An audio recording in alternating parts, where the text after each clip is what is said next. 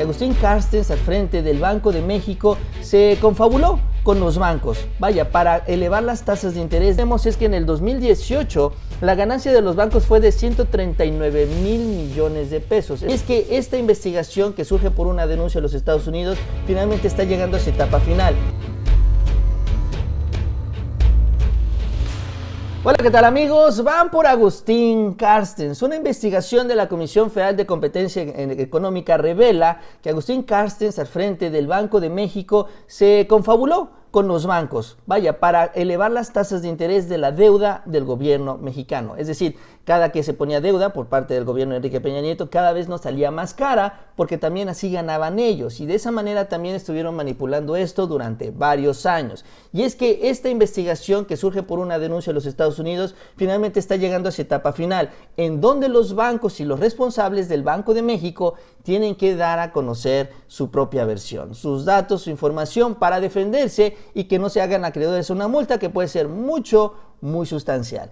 De esto vamos a hablar el día de hoy, porque antes estaban blindados. Ahorita ya no hay interés que los proteja. Si les gusta la información, gracias por su like y la suscripción a este canal. Vamos a iniciar este tema, que puede ser un poco complejo por la parte financiera. Vamos a tratar de entenderlo de la mejor manera con la denuncia que se presentó en 2018. Resulta que dos fondos de pensiones en los Estados Unidos presentaron a finales justamente del mes de abril del 2018 una demanda colectiva en contra de grupos financieros que están investigados por el gobierno de México, vaya, por la Comisión Federal de Competencia Económica. Ellos utilizan esta información inicial para fortalecer su denuncia ya en los Estados Unidos. Se dan cuenta que las cosas no están bien y por eso aprovechan esta información y estos datos que surgen en la investigación que inició aquí un año antes, en 2017.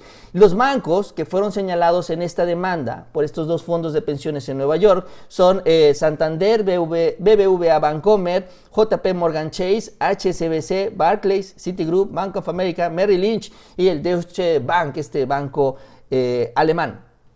Entonces, finalmente esto es lo que sucede allá en los Estados Unidos, pero ojo, y esto es importante y también vamos a hablar de eso, no solo ocurrió en México, era también parte de una estrategia de la mafia financiera internacional. Pero bueno, los fondos de pensiones señalan en la demanda que han comprado decenas de millones de dólares en bonos del gobierno mexicano y alegaron que pagaron de más como resultado de este esquema de precios de los bancos. Es lo que se señala en esta demanda. Pero bueno, vamos a tratar de entender un poquito cómo funcionaba todo esto, y para eso la columna de Darío Celis que publica el día de hoy está muy completa. Cómo se dio esta investigación y sobre todo cómo es que operaron y cuáles son las consecuencias. La columna de hoy la titula así: AMLO frente al lucrativo huachicoleo financiero, porque si bien no nos robaron directamente ese dinero, finalmente los bonos están ahí, se les entregaron a sus clientes, finalmente nos hicieron el escenario más difícil y más costoso para nosotros, porque los mexicanos ahora tenemos que pagar más intereses debido a esta colusión. Todo parte de una investigación con información que le hicieron llegar a la Comisión Federal de Competencia Electrónica, con chats, mails, llamadas telefónicas, dice terabytes que tenían de información entre 2006 y 2016. Por ejemplo, algunas expresiones que utilizaban en estos chats y correos eran las siguientes: ¿y a quién le toca?, solía decir un jefe de la mesa de dinero de un banco comercial, y desde el Banco de México de Agustín Carstens le respondían: ¿quién va a organizar hoy la fiesta? Nomás no me hueles la taza. Así es como se referían ellos a estos diferentes esquemas con los que aprovechaban para negociar. Esta información, señala el columnista, viene desde les decía yo, y señala el columnista, viene desde 2017, cuando Alejandra Palacios se da cuenta y recibe las denuncias sobre esta confabulación. Cuando se da también este inicio de investigaciones, José Antonio Meade trata de detenerla y dice, ahí se inició un proceso de rompimiento entre ambos funcionarios, porque en lugar de apoyar la investigación junto con Luis Videgaray y obviamente Enrique Peña Nieto, trataron de ponerle un alto. Como no pudieron, iniciaron su propia investigación con la idea esta de que si ya te juzgaron una vez, no te pueden juzgar dos veces. Entonces ellos le indican, mientras la Comisión Federal hacía su investigación, le indican a la Comisión Nacional Bancaria, encabezada por Jaime González Aguadé, que inicie su propia investigación. Este señor Jaime González Aguadé, si no lo recuerdan, es uno de los socios de Caja Libertad de la empresa de Juan Collado. Es decir, era de los de casa, era de los brodis, de los compadres, de los carnales. Finalmente se termina la investigación en noviembre del 2018, justo antes de que termine el sexenio de Enrique Peña Nieto. Para quedar bien con los banqueros, se les hace una multa irrisoria de 17 millones de pesos y ahí se acabó el problema, según ellos. Solo que la Comisión Federal de Competencia Económica siguió con su investigación hasta finalmente llegar al punto del cual estamos hablando el día de hoy. ¿Qué es lo que anunció la Comisión Federal de Competencia Económica? Ellos suben este boletín ya formalizando este tema, esta etapa en la que se encuentran, en la etapa de emplazamiento a estas instituciones financieras para que entreguen su versión de los hechos, la información que ellos tienen, donde argumenten que, pues es natural, no son responsables de estas acusaciones. La Comisión Federal emplazó a estos diversos agentes económicos por su probable responsabilidad en la realización de prácticas monopólicas absolutas, dice en el boletín.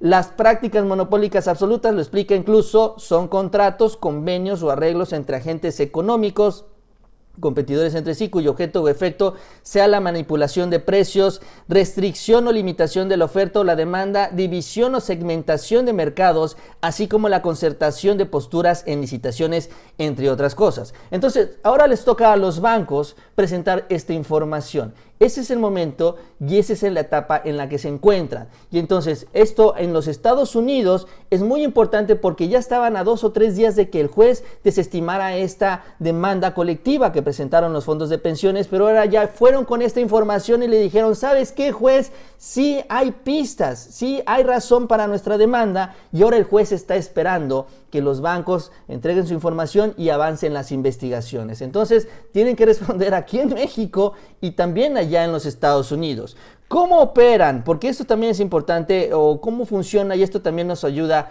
a entender cómo es todo este proceso. Dice el columnista lo siguiente: el modus operandi de la banca era el siguiente. En las subastas de valores gubernamentales se ponían de acuerdo para que uno solo se llevara el 80% del monto y luego repartía entre los demás participantes a la fiesta, que es la expresión que utilizaban en los chats. Esto el total de los papeles que se negociaban, que se entregaban y se compraban ese día por el Banco Central. El día a día empezaba con la subasta, había bancos que estaban largos de recursos y otros cortos. El chiste era nivelar los números. Dice, el huachicoleo que en los últimos 20 años hicieron los principales bancos de deuda del gobierno, particularmente de certificados de la tesorería CETES, fue, dice, multimillonario, porque en las transacciones normales, regulares del día, más o menos se intercambiaban 50,000 millones de pesos, y cuando se daban las subastas, es decir, el gobierno sacaba estos bonos, documentos al mercado, las transacciones ascendían hasta los 100,000 millones diarios. Es una gigantesca cantidad de dinero. Y entonces lo que hacían ellos era justamente manipular la oferta y la demanda. Si había poca demanda, entonces se tenía que ofrecer algo más, una tasa de interés más alta para convencer a los compradores, que son los bancos que estaban confabulados entre ellos mismos. Y así manejaban todo esto. Esto se dio en su mayoría en el momento en el que estuvo Agustín Carstens. También aparece en algunos años de Guillermo Ortiz, pero sobre todo se intensificó durante el paso y la administración de Agustín Carstens. Él tiene que responder también por esta situación, y ahora es parte de lo que se está también ya investigando, no solo aquí en México, insisto, sino también en Estados Unidos. Esto todavía cobra mucho más valor porque hay que recordar la gigantesca deuda que dejó Enrique Peña Nieto. Mientras más deuda, evidentemente el negocio florecía porque había mucho que manipular, muchas tasas de interés que mover y muchas ganancias financieras. Y entonces entre el 2006 y el 2016, que es cuando se da la mayor cantidad de estas trampas, pues es cuando se dio realmente el incremento sustancial de la deuda en nuestro país. Es un gigantesco negocio. Es una gigantesca cantidad de dinero que no se acaba tampoco a entender y no va a ser tan fácil dimensionar porque, insisto, no se agarró de un cajón y se puso en otro, sino finalmente se obtuvieron ganancias manipulando los precios del mercado. Y no es aquí nada más en México. Esta fue una estrategia que se realizó a nivel internacional donde se confabularon los bancos nacionales con los bancos privados en otros países. Por ejemplo, en la Unión Europea también se dio una situación similar y se está investigando. Por ejemplo, a inicios de este año, en Bruselas se acusaron a 8 bancos no identificados de confabularse para jugar con el mercado de bonos del gobierno de la eurozona. Es decir, no solo es un problema aquí, marcando otra escalada en la campaña de la Unión Europea para castigar a las instituciones financieras por manipular los mercados financieros. Ahí se dio entre 2007 y 2012. Parece ser que fue en el mismo periodo donde se hizo esta trampa internacional, pero conforme los fueron cachando,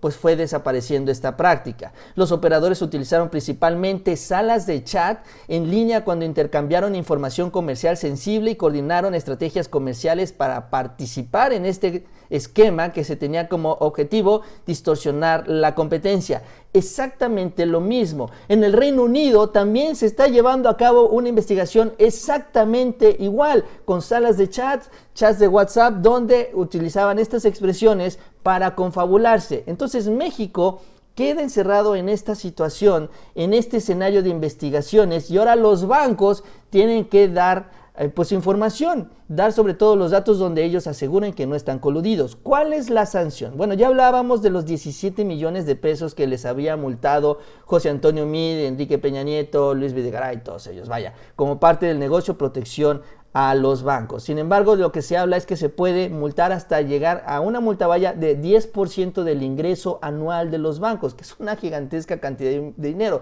Y aunque no lo tenemos, digamos, individual, por decirlo de alguna manera, lo que sí tenemos es que en el 2018 la ganancia de los bancos fue de 139 mil millones de pesos. Esto significa que si avanza la investigación y se les da la multa del 10%, aproximadamente tendrían que pagar 13 mil millones de pesos, que es una gigantesca cantidad de dinero. Parte de lo que se ganaron, de lo que se quedaron manipulando las tasas de interés y que México tiene que pagar, porque ahora nosotros tenemos que pagar esto, porque así con estas tasas de interés ellos ganaron y México perdió. Nos elevaron, las tasas de interés para hacer negocio a costa del país. Y así las cosas, mientras el gordito Carstens anda por ahí disfrutando en Europa, ahora tiene que regresar a dar la cara y explicar qué es lo que pasó durante su paso al frente del Banco de México. Bien, amigos, pues es todo. Gracias por acompañarnos. Les invito a que se suscriban, que me regalen un like y nos vemos a la próxima.